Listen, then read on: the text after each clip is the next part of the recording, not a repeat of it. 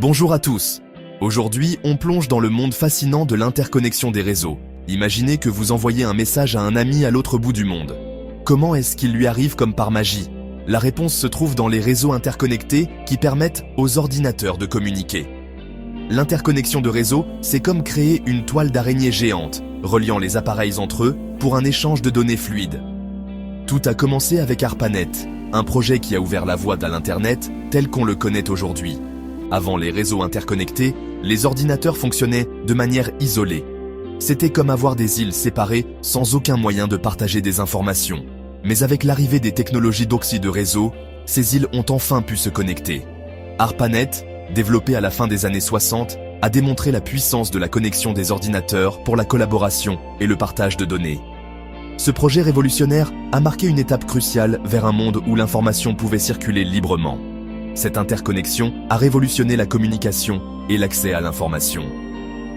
Aujourd'hui, l'interconnexion des réseaux est l'épine dorsale de notre monde numérique, permettant tout, de la messagerie instantanée aux jeux en ligne.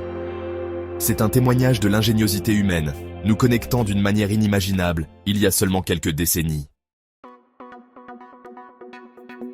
Explorons les différents types de réseaux qui composent ce monde interconnecté. Nous avons les réseaux locaux, ou LAN, qui connectent les appareils dans une zone limitée, comme votre maison ou votre bureau. Pensez-y comme un petit groupe d'amis partageant des informations. À plus grande échelle, nous avons les réseaux étendus, ou WAN, qui connectent plusieurs LAN sur de vastes distances géographiques. Imaginez un réseau routier, reliant différentes villes et villages. Et puis, il y a l'Internet, le plus grand WAN de tous. Un réseau mondial de réseaux connectant des milliards d'appareils dans le monde entier. Mais comment ces réseaux se connectent-ils? Nous utilisons diverses méthodes, notamment des câbles physiques comme l'Ethernet et la fibre optique, ainsi que des technologies sans fil comme le Wi-Fi et le satellite. Ces connexions agissent comme des ponts, permettant aux données de circuler de manière fluide entre les réseaux. Les routeurs et les commutateurs jouent un rôle crucial dans la direction du trafic et garantissent que les données atteignent leur destination prévue. Ils agissent comme des feux de circulation, guidant les paquets de données à travers le labyrinthe du réseau. Ensemble, ces composants forment l'infrastructure qui nous permet de nous connecter et de communiquer à l'échelle mondiale. Maintenant, explorons comment les réseaux communiquent. Tout comme nous utilisons des langues pour nous comprendre, les ordinateurs utilisent des protocoles, un ensemble de règles régissant la transmission des données. Voyez ça comme une langue commune qui permet à différents appareils de se comprendre.